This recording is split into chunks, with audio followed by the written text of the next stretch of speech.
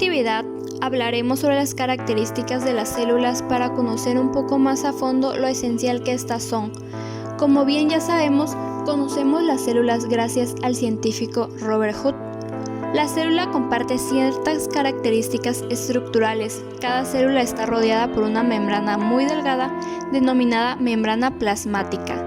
Esta membrana a la vez mantiene a la célula aislada de otras células o del entorno que permite poder interactuar con ellos y regula la entrada y la salida de sustancias. En el interior de todas las células hay un espacio llamado citoplasma, formada por sustancias orgánicas e inorgánicas. En este espacio se llevan a cabo las actividades necesarias para el mantenimiento de la célula. Todas las células contienen el material genético en el cual se halla almacenada la información necesaria para el funcionamiento de sus partes y para poder producir nuevas células. En cuanto a su forma, las células presentan una gran variabilidad de formas e incluso algunas no ofrecen una forma fija. Pueden ser fusiformes, aplanadas, globosas o redondeadas. Algunas no tienen una pared rígida y otras sí, lo que le permite deformar a la membrana y emitir prolongaciones citoplasmáticas para desplazarse o conseguir alimento. El tamaño es extremadamente variable. Existen bacterias con 1 y 2 micras de longitud. Las células humanas presentan mucha variabilidad, glóbulos rojos de hasta 7 micras. Existen 4 tipos de células, las cuales son procariotas, eucariotas, animales y vegetales.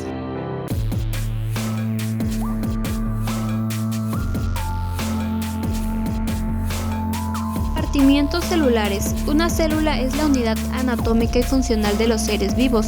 Las células pueden parecer aisladas o agrupadas formando organismos pluricelulares. Cada compartimiento u orgánulo contiene su propia dotación de enzimas, otras moléculas especializadas y un complejo sistema de distribución que transporta específicamente los compuestos de un compartimiento a otro. La estructura funcional de los compartimientos celulares son el núcleo. Es un organulo típico de células eucariotas. En las células procariotas se denomina nucleoide a la región citoplasmática en la que se encuentra el ADN dispuesto en una sola molécula circular. La principal es la replicación y transcripción de los ácidos nucleicos. Almacena la información genética, pasándola a las células hijas en el momento de la división celular.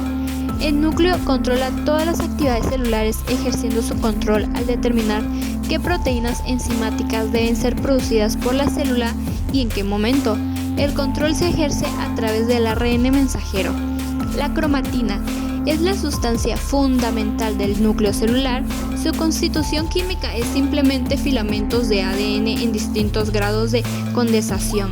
Estos filamentos forman ovillos y donde la función de la cromatina es proporcionar la información genética necesaria para que los orgánulos celulares puedan realizar la transcripción y síntesis de proteínas. También conservan y transmiten la información genética contenida en el ADN, duplicando el ADN en la reproducción celular. Las cromosomas. Los cromosomas son estructuras en forma de bastón que aparecen en el momento de la reproducción celular, en la división del núcleo o citocinesis. Están constituidas químicamente por ADN más histonas, puesto que son simplemente cromatina condensada.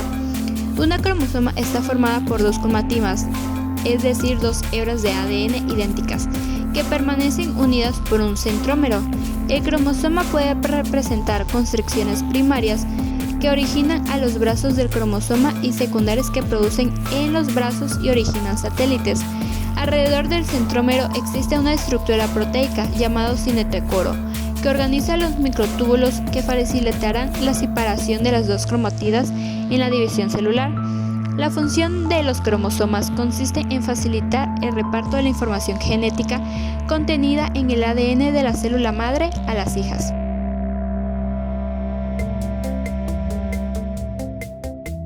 Un cultivo celular en 3D es un ambiente creado artificialmente en el cual a las células biológicas se les permite crecer o interactuar con su entorno en las 3 dimensiones.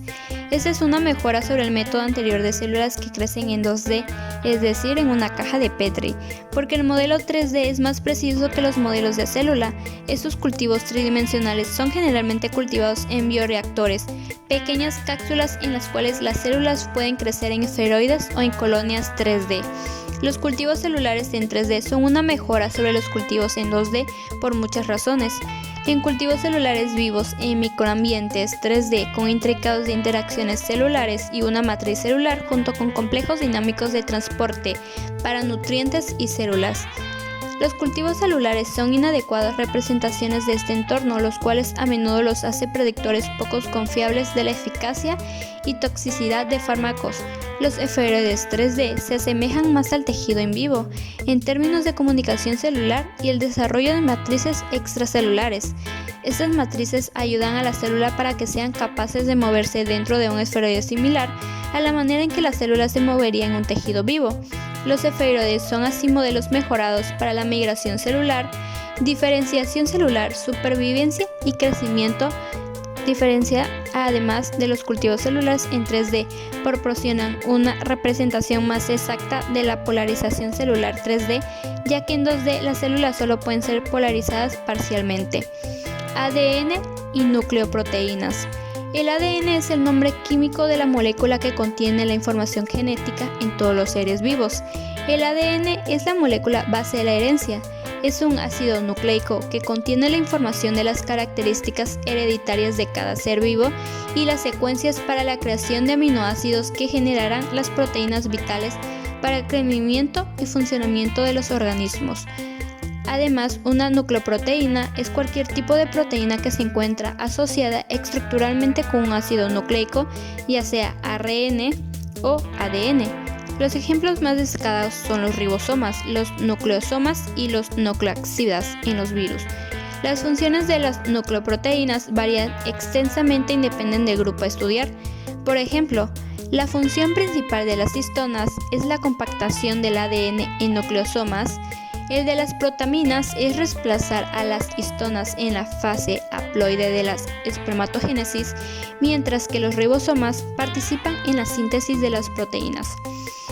El código genético es el conjunto de reglas que definen cómo se traduce una secuencia de nucleótidos en el ARNM a una secuencia de aminoácidos en una proteína. Este código es universal y se encuentra conservado en todos los organismos vivos con pequeñas excepciones. La información genética para el ensamblaje de aminoácidos se encuentra almacenada en pequeñas secuencias de 3 nucleótidos en el ARNM que se denominan codones. Genes de mantenimiento y especialización. Hay un grupo de genes que sin embargo se van a encontrar por norma siempre descondensados o accesibles. Estos se les conocen como genes de mantenimiento, que como su nombre lo indica son responsables de cuidar a nuestras células. Y dado que todas las células de nuestro cuerpo se han desarrollado a partir de una única célula, el huevo u óvulo fertilizado por un espermatozoide, todas ellas son idénticas, es decir, poseen exactamente las mismas instrucciones, pero dependiendo del órgano de que forme parte, utilizará solo una parte de la información u otra. Esto se le conoce como especialización celular. Nucleolo, ADN nucleolar. El nucleolo es una región del núcleo celular que se ocupa de la producción y ensamblaje de los ribosomas de las células. Tras el montaje de los ribosomas, son transportados al citoplasma de la célula donde sirven como centro de síntesis de las proteínas. El ARN o ácido ribonucleico es un polímero de nucleótidos que se componen de un azúcar de la ribosa, de un fosfato y de bases tales como adenina, guanina, citosina y uracilo. Desempeñan un papel crucial de la expresión genética, actuando como el intermediario de la información genética codificada por la DNA y las proteínas. Según la función biológica que desempeñan, podemos distinguir los siguientes tipos de ARN: ARN mensajero, ARN de transferencia, ARN ribosómica. El ARN mensajero representa una estructura lineal de una sola hebra, que pueden formar horquillas en determinados tramos cuyas bases son complementarias. Su función es trasladar la información genética del ADN a los ribosomas para la síntesis de proteínas. El ARN de transferencia es el encargado de transportar los aminoácidos al citoplasma para la síntesis de proteínas. El ARN ribosómico es el más abundante, ocupa un 80% del ARN celular. Sus moléculas son largas y monocanallas, aunque representan fragmentos con estructura de doble cadena, tienen una función estructural ya que se encuentran asociados a proteínas formando los ribosomas, orgánulos encargados de la síntesis de proteínas. Y por último, el ARN nucleolar. Se origina en el núcleo a partir de diferentes segmentos de ADN denominados organizadores nucleolares. El ciclo celular se puede considerar como una sucesión de etapas por las que transcurre la vida de una célula. Una célula nace a partir de la división de una predecesora que pasa por una serie de etapas donde crece, duplica su tamaño y por último se divide para dos células hijas que comenzarán de nuevo el ciclo. Esto es lo que ocurre a las células que proliferan. Las fases del ciclo celular: interfase y meiosis. La interfase es el periodo comprendido entre la mitosis. Es la fase más larga del ciclo celular, ocupando casi el 90% del subciclo. Transcurre entre dos mitosis y comprende de 3 etapas. La fase G1 es la primera fase del ciclo celular en la que existe crecimiento celular con síntesis de proteínas y de ARN. Es el periodo que transcurre entre el fin de una mitosis y el inicio de la síntesis de ADN. Tiene una duración de entre 6 y 12 horas y durante este tiempo la célula duplica su tamaño y masa debido a la continua síntesis de todos sus componentes, como resultado de la expresión de los genes que codifican las proteínas responsables de su fenotipo particular. La fase S es la segunda fase del ciclo celular en la que se produce la replicación o síntesis de ADN como resultado de cada cromosoma. Se duplican y quedan formados por dos cromatímas idénticas. Con la duplicación del ADN, el núcleo contiene el doble de proteínas nucleares y de ADN que al principio tiene una duración de unas 10 y 12 horas. Fase G2 es la tercera fase del crecimiento del ciclo celular en la que continúa la síntesis de proteínas y ARN. Al final de este periodo se observa en microscopio cambios en la estructura celular que indican el principio de la división celular. Tienen una duración de 3 y 4 horas. Terminan cuando la cromatina empieza a condensarse al inicio de la mitosis. Fase M, mitosis. Es la división celular en la que una célula progenitora se divide en dos células hijas idénticas. Esta fase incluye las mitosis, que a su vez divide en profase, metase, anafase, telofase y la citocínesis, que se inicia ya en la telofase mitótica. Si el ciclo completo durara 24 horas, la fase M duraría alrededor de 30 minutos.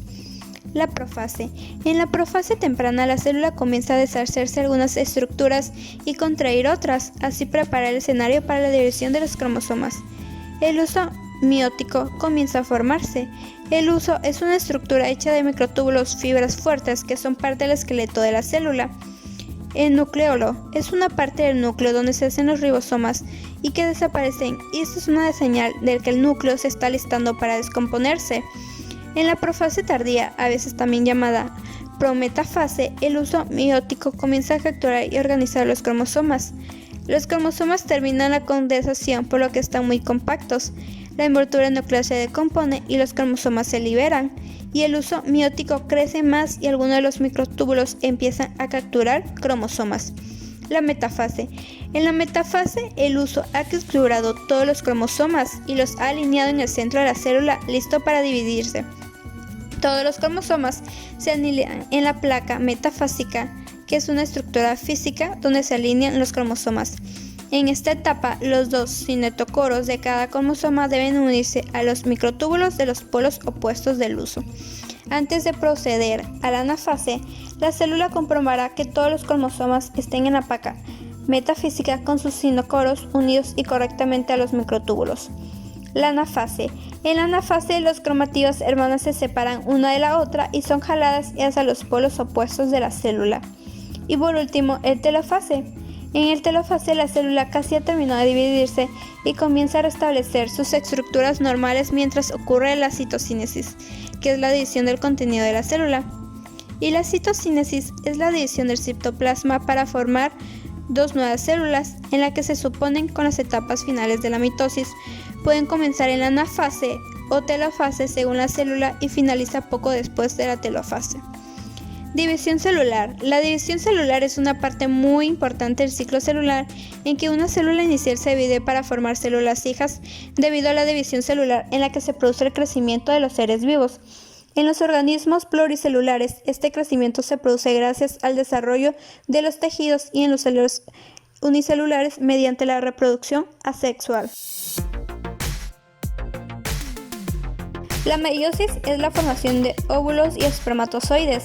En organismos con reproducción sexual, las células del cuerpo son diploides, es decir, que contienen 2 juegos de cromosomas, uno de cada progenitor. Para mantener a este estado, el óvulo y el espermatozoide se unen durante la fecundación y deben ser haploides, lo que significa que cada uno debe contener un único conjunto de cromosomas. Durante la meiosis, las células diploides replican su ADN seguida de 2 rondas de división celular, produciendo 4 células sexuales haploides. La gametogénesis masculina, denominada espermatogénesis, conduce a la formación de 4 espermatozoides haploides por cada célula que entra en la meiosis. En contraste, la gametogénesis femenina, llamada ovogénesis, genera un solo óvulo por cada célula que entra en la meiosis, mediante un proceso que acciona virtualmente todo el citoplasma a uno solo de los 2 núcleos en cada división meiótica. Al final de la primera división meiótica, se retiene un núcleo, el otro llamado primer cuerpo polar se incluye a la célula y por último se degenera. Primera división meiótica. La profase 1 es la más significativa y la de mayor duración, ya que tarda aproximadamente el 90% del tiempo total que dura el proceso de la meiosis. Antes de iniciarse, los cromosomas ya se duplican, es decir, que cada una forma una sola copia exacta de él, permaneciendo unidos a todo lo largo, dando lugar a las cromátidas hermanas. La metafase 1. Los cromosomas bivalentales o tetradas con sus guiamas se alinean en la parte media o plano ecuatorial de la célula. Un microtúbulo del uso proviene de un polo y se unen a un cromosoma homólogo de la tetrada y otro microtúbulo proviene del polo opuesto que se une al cromosoma homólogo. La anafase 1. Debido a que los cromosomas representan un solo centrómero para las 2 cromatidas, estos se separan a polos opuestos como cromosomas completos con sus 2 cromatidas. Esta disyunción o separación de los cromosomas homólogos da lugar a una reducción cromosómica. Y la telofase 1 es una telofase normal que se originan 2 células hijas cuyos núcleos tienen una sola dotación haploide de cromosomas y cada uno con 2 cromatidas. La segunda división meiótica está precedida de una breve interfase denominada intercinesis, en la que nunca duplicado de ADN es parecida a una división meiótica constituida por la prefase 2, la metafase 2, la anafase 2 y la telofase 2. La profase 2, los cromosomas con 2 cromatías cada uno se condensan y reaparecen. En las células animales, los centriolos se dirigen a cada polo de la célula y se forman el uso acromático. La metafase 2. Los cromosomas con 2 cromatías se sitúan en la placa ecuatorial con las cromatías unidas por el cinetocoro. La anafase 2. Se separan las 2 cromatías de cada cromosoma y se dirigen hacia los polos de la célula. Y en último lugar, el telofase 2. Los cromosomas cada uno con una cromatina y se vuelven a descondensar. Desaparece el uso acromático y aparecen las envolturas nucleares y los nucleolos.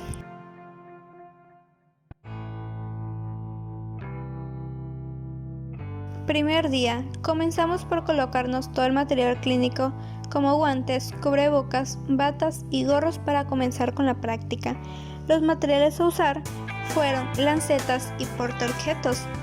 El primer paso a realizar fue la toma de muestra de sangre a 2 de nuestras compañeras y posteriormente se realizó el barrido de la muestra, donde se colocó a una distancia de 45 grados. Esperamos unos segundos que se secara e inmediatamente procedimos a realizar la tinción con los colorantes.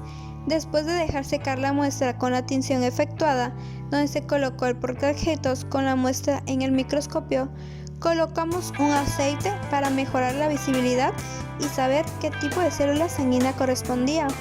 La primera muestra se mostró indefinida, es decir, no supimos diferenciar de cuál se trataba, y en la segunda muestra determinamos que se trataba de plaquetas.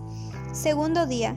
En el segundo día de práctica procedimos a tomar de nuevo sangre a 2 de nuestros compañeros y colocarlos sobre el portaobjetos para observar qué otros tipos de células sanguíneas podíamos diferenciar. Se realizó el mismo procedimiento, el barrido en ambas muestras, y posteriormente se realizó la tinción con los colorantes. El primero fue una solución fijadora de color azul, después se colocó el colorante roja y por último el colorante morado, donde se sumergió las muestras 5 veces dentro de los 3 frascos durante 1 segundo cada una. Después se procedió al lavado y dejamos secar. Una vez secas las muestras, se colocaron cada una pequeña porción de aceite en los portaobjetos y los portaobjetos se colocaron en el microscopio y realizar la observación de qué tipo de células sanguíneas, donde en la primera muestra reconocimos que se trata de monocitos y en la segunda muestra se observó neutrófilos.